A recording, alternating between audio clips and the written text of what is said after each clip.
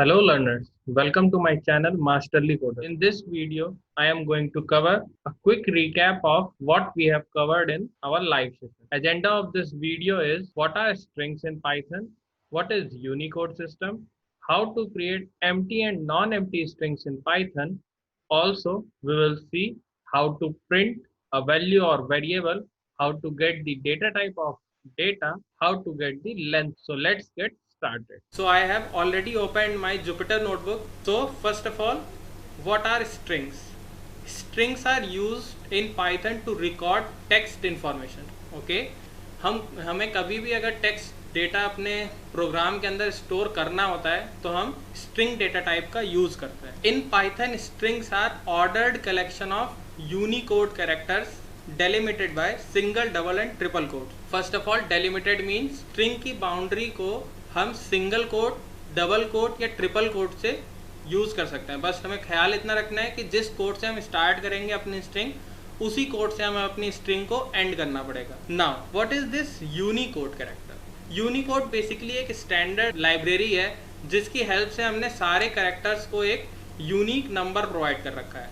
Because जब भी हम कोई अपनी प्रोग्रामिंग लिखेंगे, हम अपने प्रोग्रामिंग में कुछ भी यूज़ करेंगे, हम चाहते हैं कि अपार्ट फ्रॉम इंग्लिश हम और भी लैंग्वेजेस को इंक्लूड कर सकें.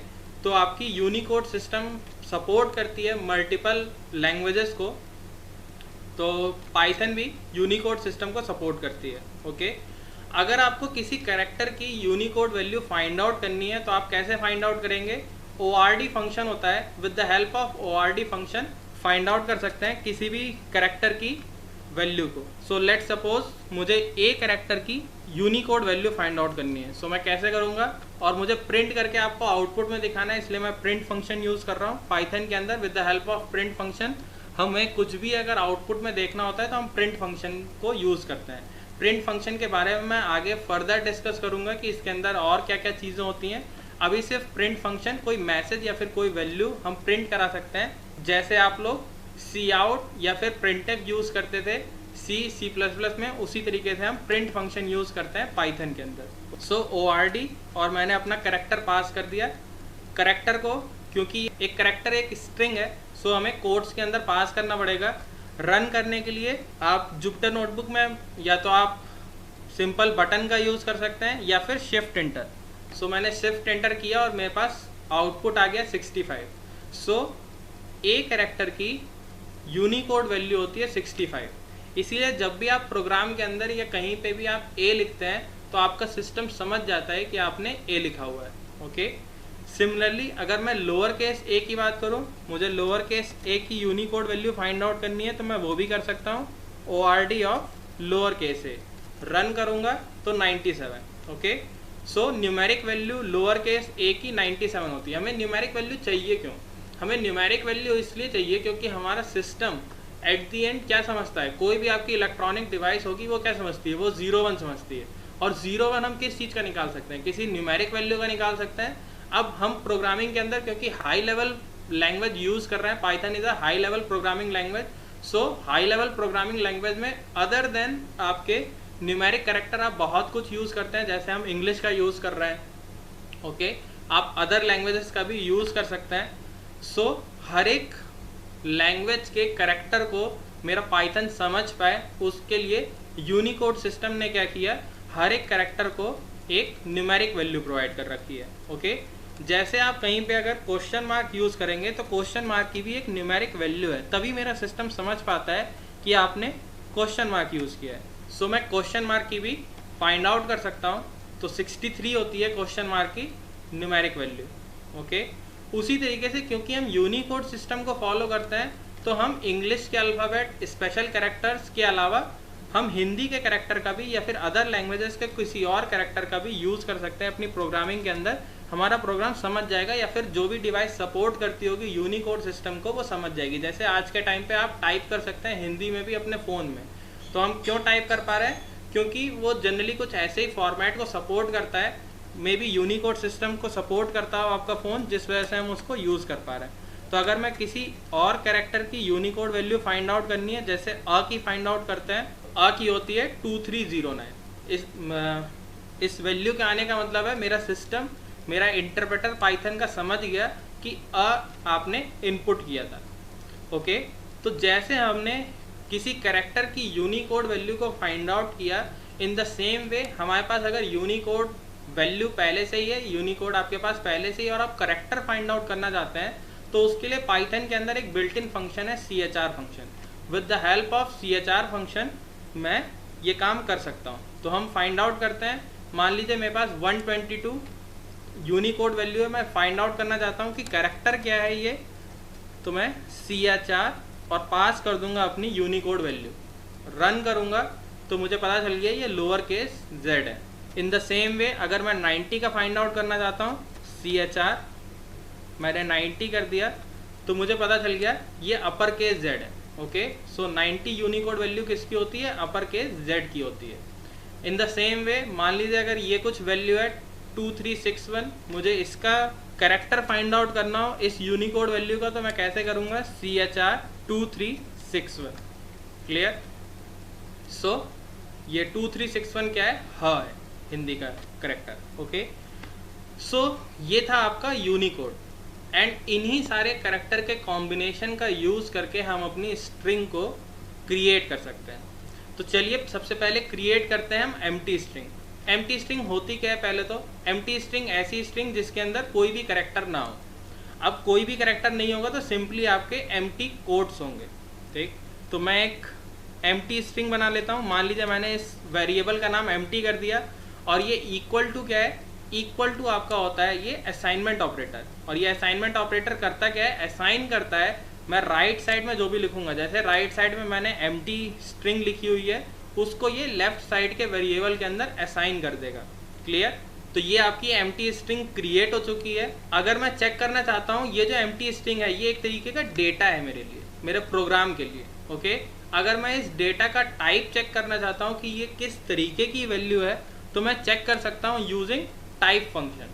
टाइप फंक्शन किसी भी ऑब्जेक्ट का डेटा टाइप बता देता है। ओके, तो मैं प्रिंट करके दिखा देता हूँ, print type of let suppose empty. So ये जो डेटा आपने स्टोर किया है इसका टाइप क्या है, एम्प्टी वेरिएबल क्या, एम्प्टी नाम के वेरिएबल के अंदर ये जो आपने एम्प्टी स्ट्रिंग क्रिएट करी है ये किस तरीके का है, ये स्ट्रिंग टाइप की है। अब एम्प्टी है तो ऑब्वियस सी बात है इसके अंदर कोई कैरेक्टर नहीं है। अगर मुझे number of characters find out करने हो किसी भी सीक्वेंस के अंदर, किसी भी सीक्वेंस के अंदर, ओके, ना सिर्फ स्ट्रिंग, कोई भी हम आगे चल के जो सीक्वेंस पढ़ेंगे, अगर मुझे उसकी लेंथ फाइंड आउट करनी हो तो मैं एलियन फंक्शन यूज़ करूँगा। पाइथन के अंदर एलियन भी एक बिल्ट इन फंक्शन है, length of sequence find out कर सकते हैं। सो एलियन ऑफ एम्प्टी, क्योंकि मैंने एक एम्प्टी स्ट्रिंग क्रिएट करी थी तो मेरा आउटपुट क्या आया, 0 आया, तो इसका मतलब इसके अंदर एक भी कैरेक्टर नहीं है। फाइन, यहाँ तक सारी चीज़ें सही है। नाउ लेट सपोज अब हम नॉन एम्प्टी स्ट्रिंग क्रिएट करते हैं। Non empty string means one और मोर कैरेक्टर्स आपके स्ट्रिंग के अंदर हैं, तो वो एक नॉन एम्प्टी स्ट्रिंग है। पाइथन के अंदर कैर डेटा टाइप नहीं होता। ओके, जैसे सी के अंदर कैर डेटा टाइप होता था, C++ के अंदर होता था सिंगल कैरेक्टर के लिए, पाइथन के अंदर सिंगल कैरेक्टर को भी हम स्ट्रिंग डेटा टाइप के अंदर ही मानते हैं। ओके, लेट सपोज मैंने एक वेरिएबल क्रिएट किया नेम मास्टरली। सो आप सिंगल कोट्स का यूज़ कर सकते हैं, मैंने सिंगल कोट्स के अंदर किया है। मान लीजिए मैं दूसरा कोई क्रिएट करता हूँ using double quotes, full create किया तो मैं अपना नाम लिख देता हूँ with in double quotes. Okay, और मैं चेक भी करके दिखा देता हूँ, print name and print type of name.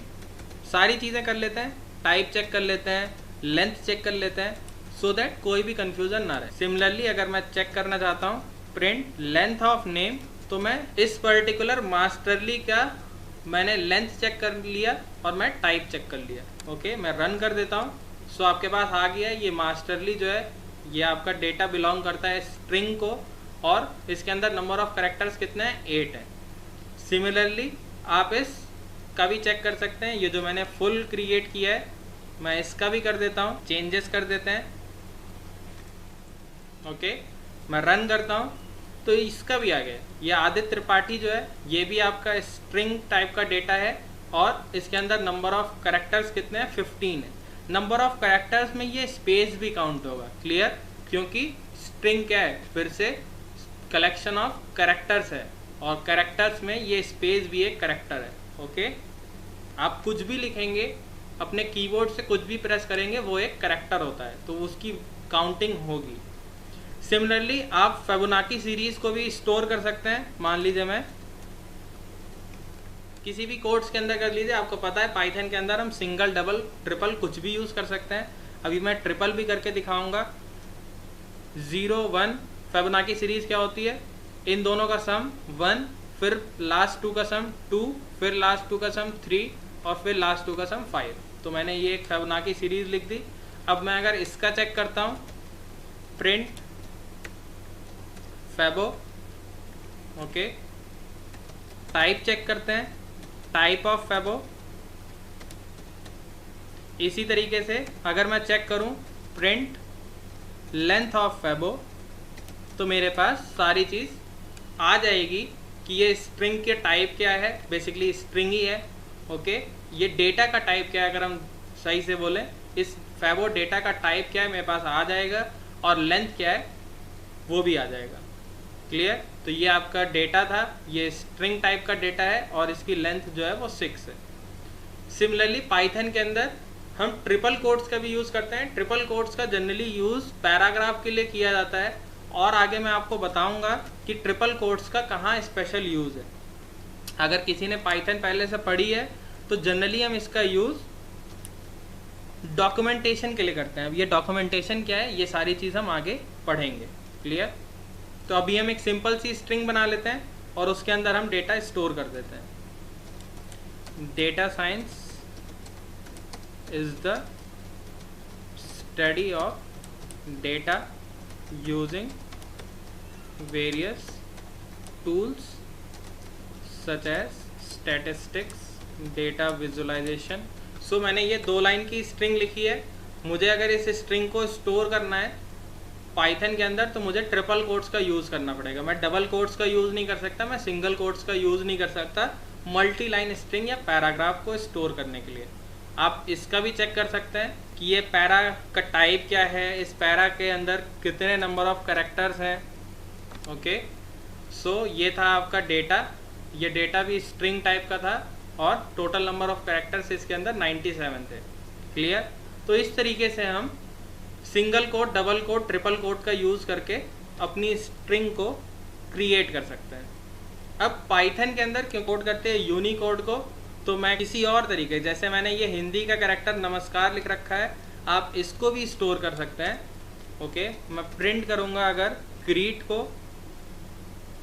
तो ये आपका आउटपुट आ जाएगा। ओके, सो यहाँ पे आ गया। Latest video and live session update, subscribe to my channel, hit the bell icon. You can also connect with me on various other platforms. Links are given in the description below. Thank you.